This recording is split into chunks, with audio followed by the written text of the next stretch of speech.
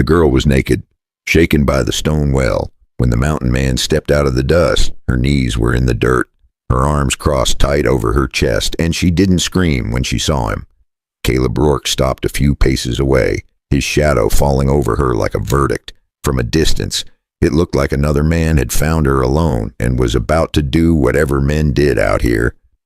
He didn't look gentle. He kept his eyes up because any decent man knew where not to look. Caleb had buried a small grave years ago, a child taken by fever before he could do a damn thing. Since then, he'd learned this truth. A man can survive hunger and cold, but not the memory of walking away. He was tall, broad-shouldered, near 50, with a beard burned pale by the sun and eyes that never asked permission. Caleb stood there too long, staring, while the girl shrank back against the well stones, as if she'd learned that stillness hurt less. Caleb finally moved. He crouched slowly, close enough that she flinched, and reached toward her with a hand scarred by rope and steel.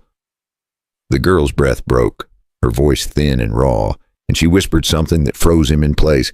My father did that every night. He didn't touch her either. His eyes dropped to her wrist, where dark marks circled the skin, old and new, laid one over another like someone had measured them carefully. He looked past her then, at the well. There was a chain hanging loose from the stone lip, polished smooth by use, and a hook sunk deep where no animal ever needed one. The wood planks braced around the well mouth were newer than the rest of the ranch, cut clean, nailed recent. This wasn't a place someone stumbled into trouble. This was a place trouble came back to night after night. The girl watched his face closely now, waiting for the next thing men always chose. Caleb felt the old weight settle in his chest, the same one he'd felt years ago, when he'd ridden past another woman and told himself it wasn't his fight. Slowly, carefully, Caleb shrugged out of his coat, turned his body sideways so she could see his hands, and set it down near her without a word. The girl didn't reach for it right away. Out here, kindness always came with a price, and she'd already paid more than she had. Caleb stayed where he was, knees bent, eyes level, the well creaking softly in the heat behind them. For the first time in a long while, he knew something simple and heavy as stone. If he rode away now, she wouldn't be alive when summer ended. Caleb didn't speak as he led her away from the well. He walked slow, keeping his body between her and the open yard, like he expected someone to step out of the dust at any moment. Lila wrapped herself in the coat at last, the fabric hanging loose on her small frame, and followed with bare feet that barely stirred the dirt. Caleb knew how stories started out here, and how fast they turned ugly. He put her on his horse, careful and quiet, then walked beside them instead of riding, holding the reins like a man with nothing to hide. They reached the edge of Lander as the sun slid low, the heat easing just enough for people to come back outside. He stopped near the sheriff's office, not to go in, but to see who came out. That was when Deputy Vernon Pike stepped onto the boardwalk, boots clean, smile ready, like he'd been waiting. Pike asked a few easy questions, where they'd come from, if the girl was sick, if Caleb needed help. His voice was friendly, but his eyes stayed on Lila's wrist, a little too long. Lila's fingers dug into the coat, her breath quickening, and Caleb felt it through the reins. He said she needed rest, said he'd take her to a woman he trusted. And Pike nodded like it all made sense. Too much sense. As Caleb turned away, Pike glanced at her wrists again, then asked like it was nothing. Your pa know you're out here. Miss ain't no trouble, right? His smile stayed friendly, but his eyes didn't. Caleb didn't answer. He left Lila with a widow on the edge of town, a woman who asked no questions and set a kettle on without a word. Before Caleb left, he pressed a note into the widow's hand. If trouble comes, send a telegraph to the marshal in Rawlins. Fast. Walking back alone, Caleb felt the weight of the place pressed down on him. Lander looked peaceful at dusk, but peace like that always cost someone. At the saloon, Silas Hart was already there, sitting calm, smiling slow, as if nothing in the world could surprise him. Caleb didn't sit. Silas talked about weather, about cattle, about daughters who didn't know their place. He talked like a man, certain the ground wouldn't shift under his boots. When Caleb stepped back into the street, the sky had gone dark, and he knew something else. That girl wasn't missing. She was being hunted. Caleb didn't sleep that night. Earlier, he'd noticed fresh boot prints near the widow's steps. Too neat for the usual town traffic. He'd told himself it was nothing, 'cause tired men lie to themselves like that. He sat on the edge of the widow's porch, listening to boards creak, watching the street like a man expecting trouble to choose a door. Near dawn, he went back inside to check on Lila and found the room empty. The window was cracked, the kettle cold, and muddy boot prints crossed the floor where no guest had walked before. Caleb followed the tracks to the stable and saw his horse uneasy, ears pinned, rope cut clean. Someone had come quiet, and someone had known exactly where to look. He moved fast then, not running, just steady, the way men do when anger's already decided.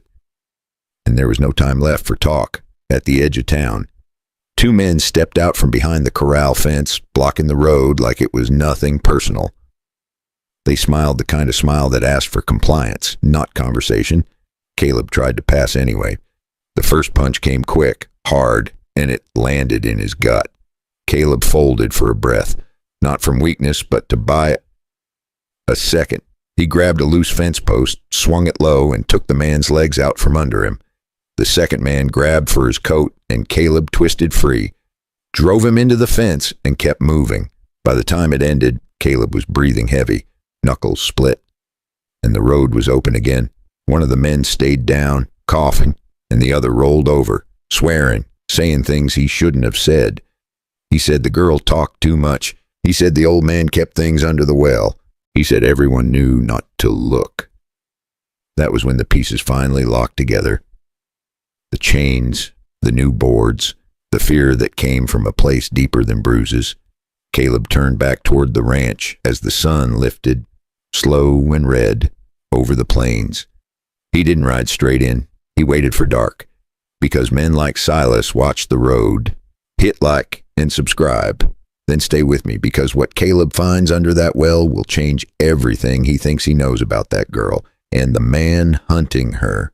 Caleb reached the ranch just after dark, when the heat finally loosened its grip and the land went quiet in a way that never meant peace. The place looked calm from the road, lanterns low, animals settled, nothing out of order. That was what made it dangerous. He left his horse in the trees and went the rest on foot, circling wide, moving the way men do when they expect to be seen and do not intend to be stopped. The stone well sat where it always had, solid and patient, like it had been waiting. Up close, the signs were clearer.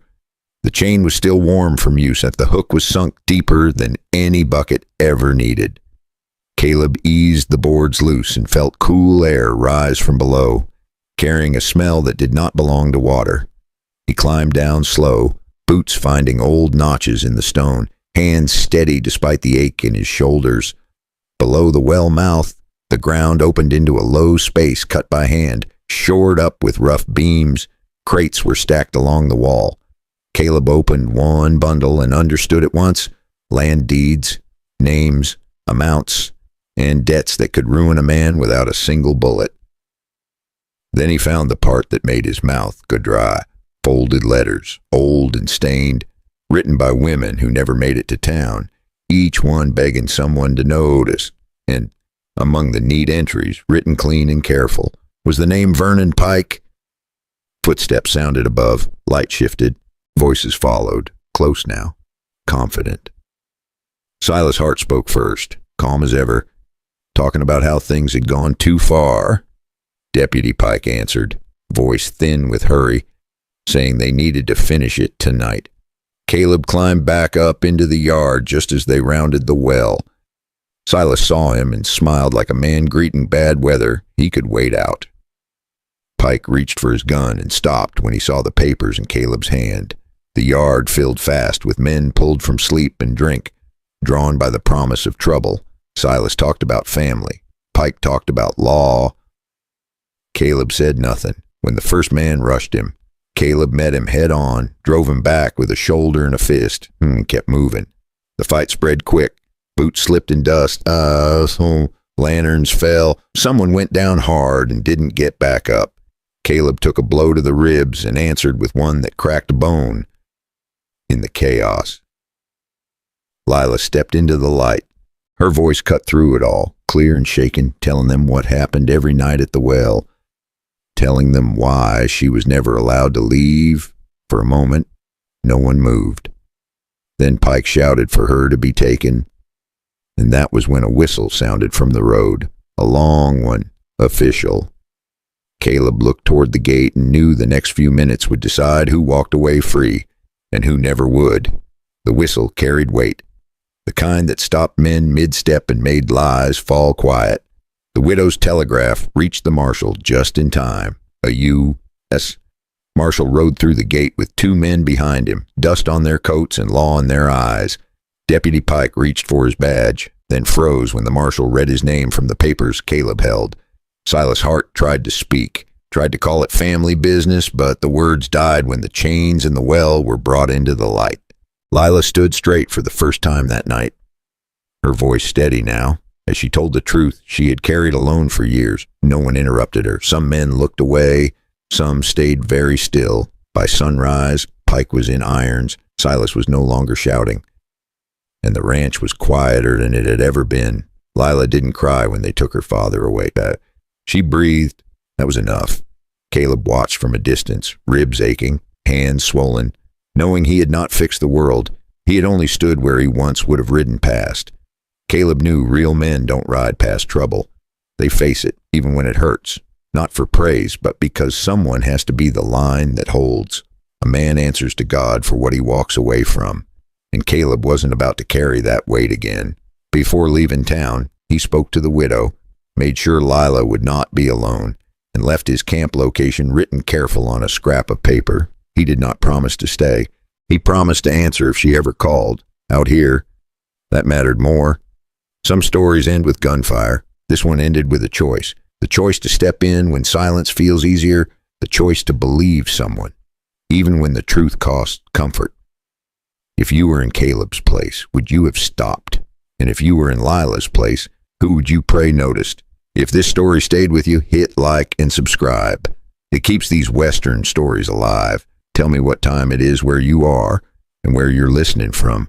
Would you have ridden on, or would you have stopped?